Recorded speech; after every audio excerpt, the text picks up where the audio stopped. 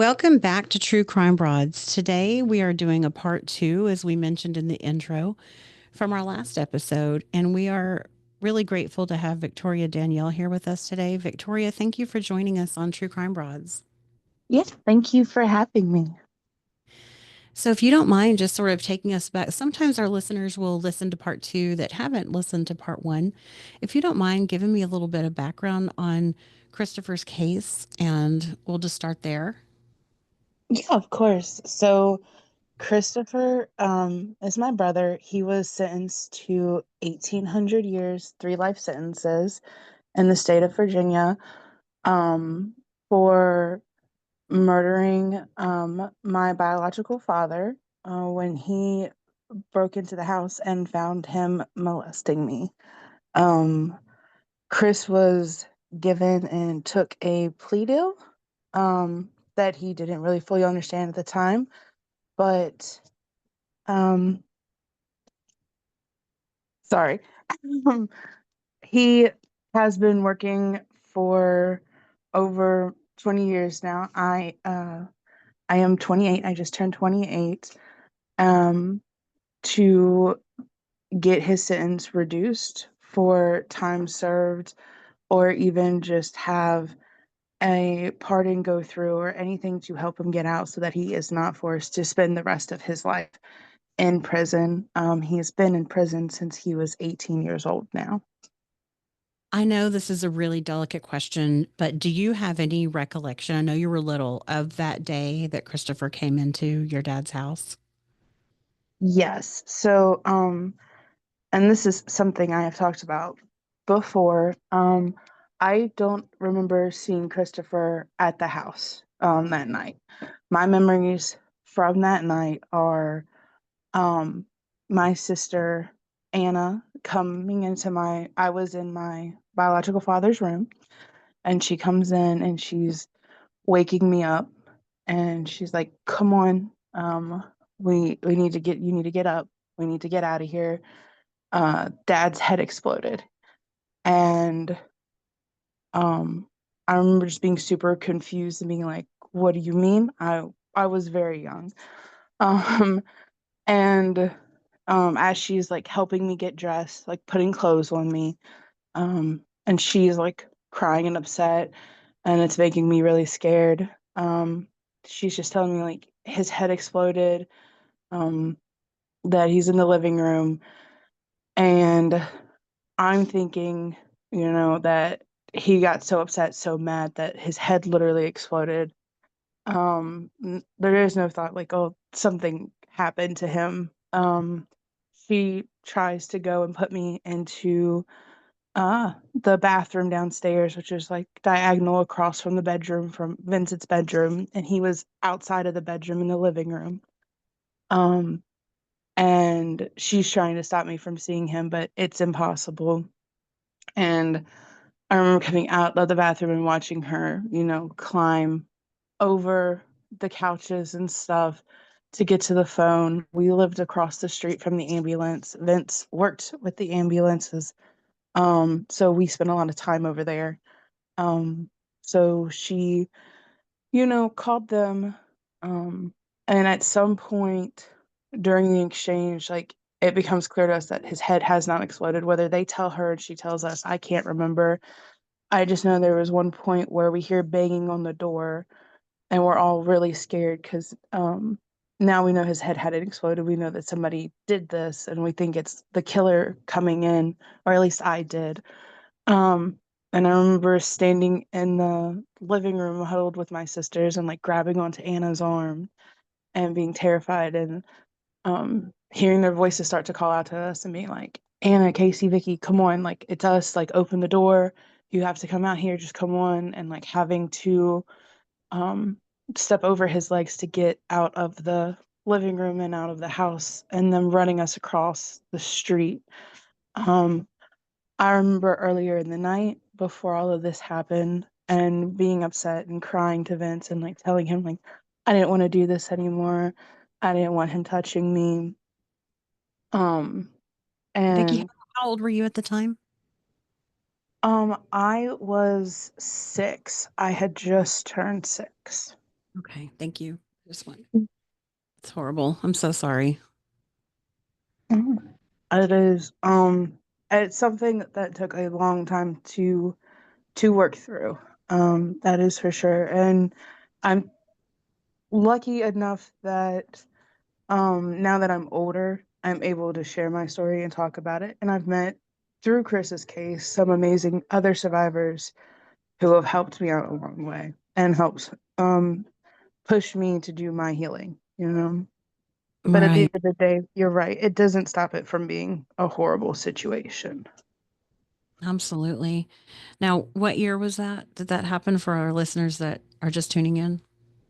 Um, that would be 2003. I'm Okay. iffy on dates sometime, but I believe it was 2003. Okay. So fast forward to today, Christopher is still in prison, still serving his sentence. And tell me a little bit about that and your feelings about that. Well, I've been fighting with him for a while to help bring him home. And I think the feeling of everything right now, at least for me, is a lot of frustration and a lot of sometimes it gets really hopeless because, you know, you're told that there's certain tasks that you have to do, certain things you have to do, and even when you do them, you don't get the results you want. Like we've done wanting him to go through the parole board, going through and getting a pardon, and it's been denied before. And um, also having a very public case, like we had issues of people reaching out and pretending to, work for um, the Innocence Project or any other projects and stuff and saying, oh, yes, we want to help with Chris's case. And it turns out to be somebody who's not even associated. And so it's a lot Oh, of frustration right now around that. But thankfully, Chris is one of those people who just never gives up, ever.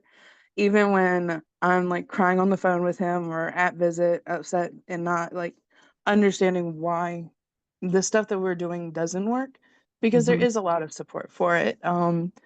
It is an outrageous sentence. It's not even the current sentence that would be had if he had done this crime now. Oh, really? Um, That's interesting. no, no. So, 600 years is no longer the sentencing criteria in Virginia. People could commit the same crimes and have 25 to life, which is a more normal sentence, for life sentences. It still gives people hope. And Chris would almost be coming home with that, almost have the possibility to come home if his Right. sentence wasn't 600 years per the crime he committed. Um, Yeah. so Chris, he never gives up, and he ended up writing, um, I forget, can send you guys the details, but he wrote and received a response from a judge basically giving him um a roadmap on our best chance of getting him home and saying like yes, his sentence definitely was outrageous, and giving him the steps to appeal it, because Chris has used his previous appeal, um, so the way to go around that.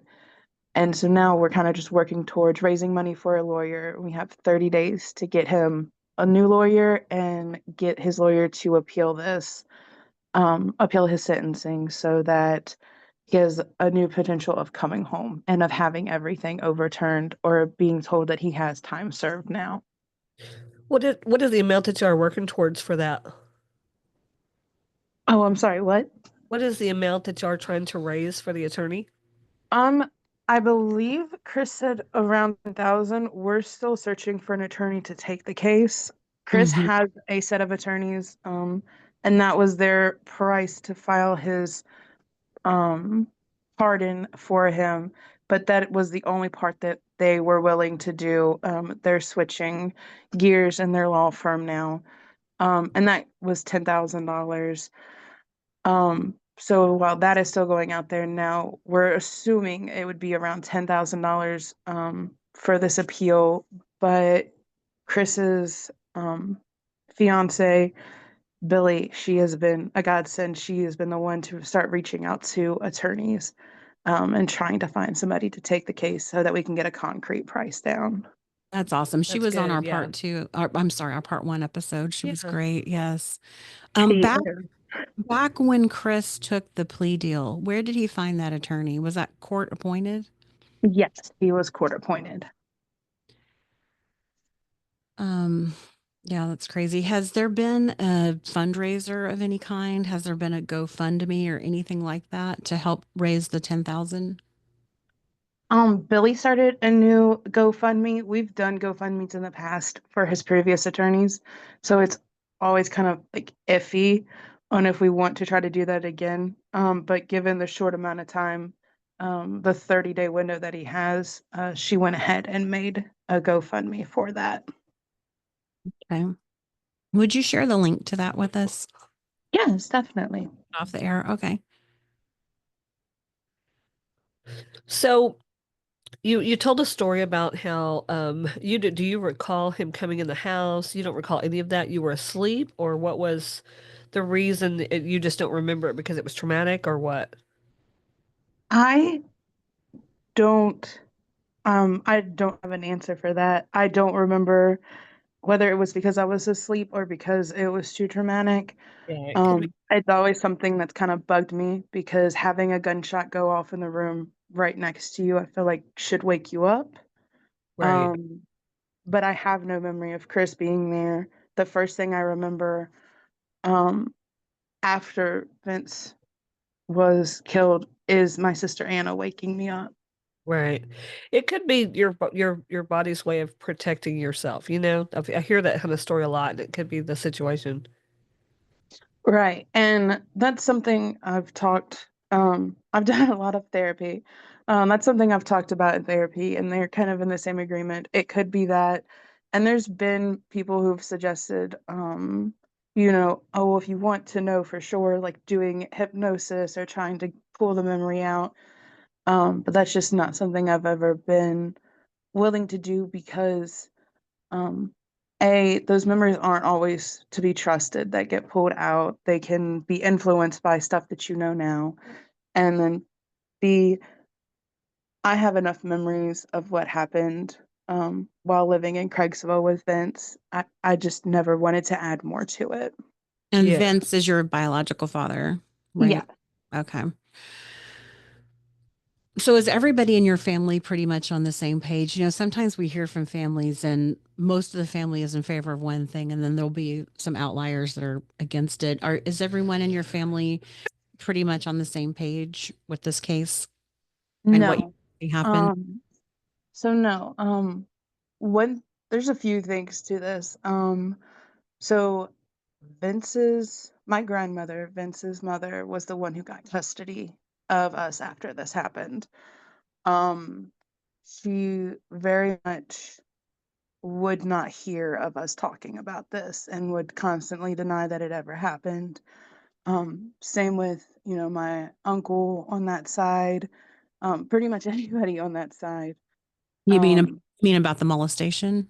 yes, Okay. they Yeah. even to the point where when I was a little bit older, I was like 7 or 8 at this point.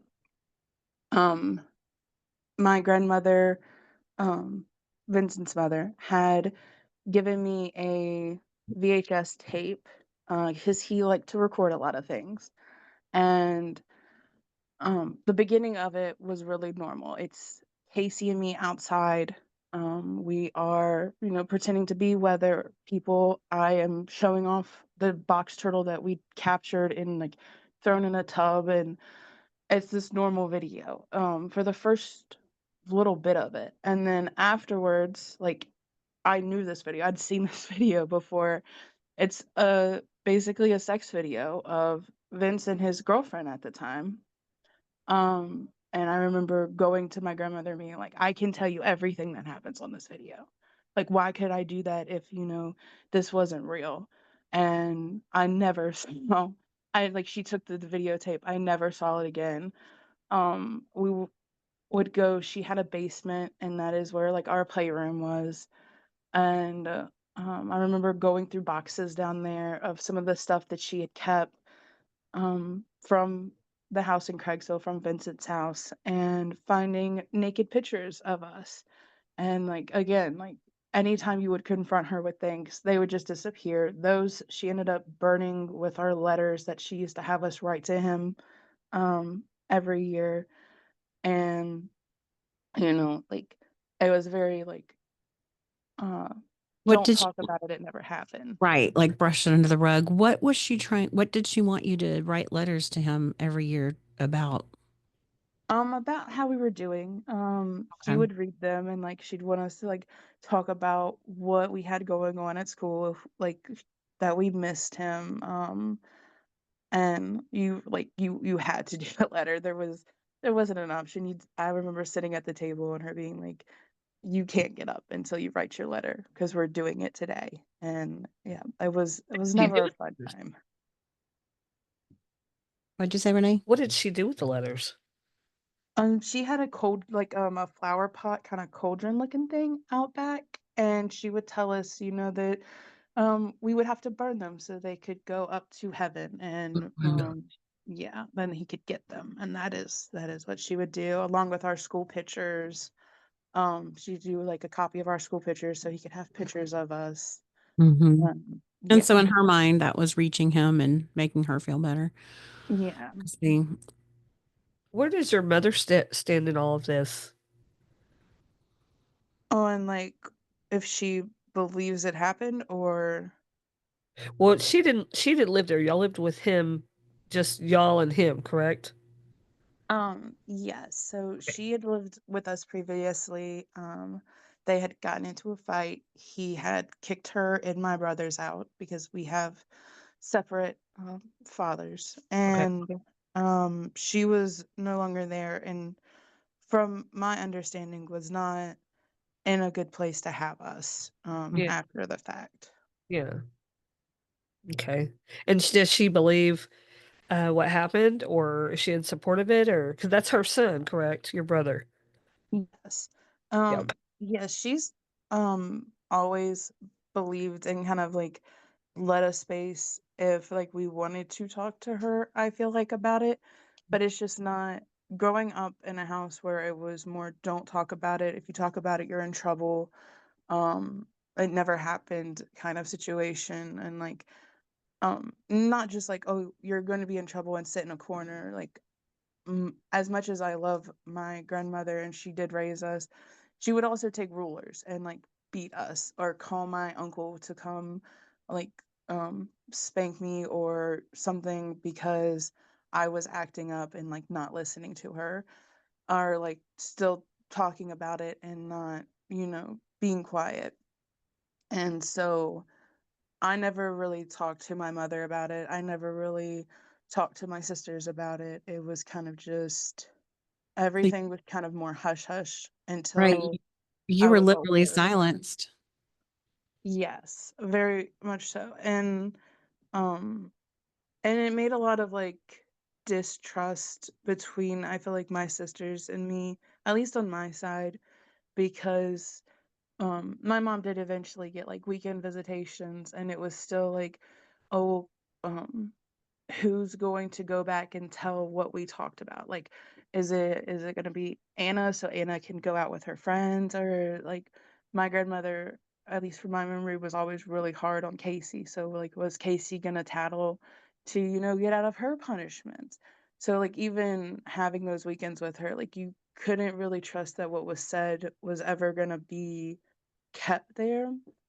Um so it wasn't really ever talked about until I was much older and my mom had custody of me. And only then was it more like I finally got to start talking to Chris. And we never talked about it, but like getting to talk to him um kind of like spurred me to be like this isn't fair of him being locked up. And I got into web design pretty young.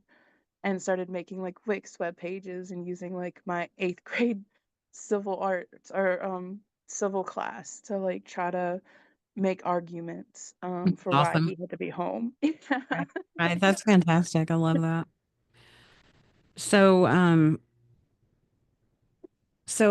apparently you and Casey and Chris were molested by Vince. Was that it, or was there other kids that you're aware? No. So Anna, well, a lot of people don't talk about Anna, and that is because during Anna does not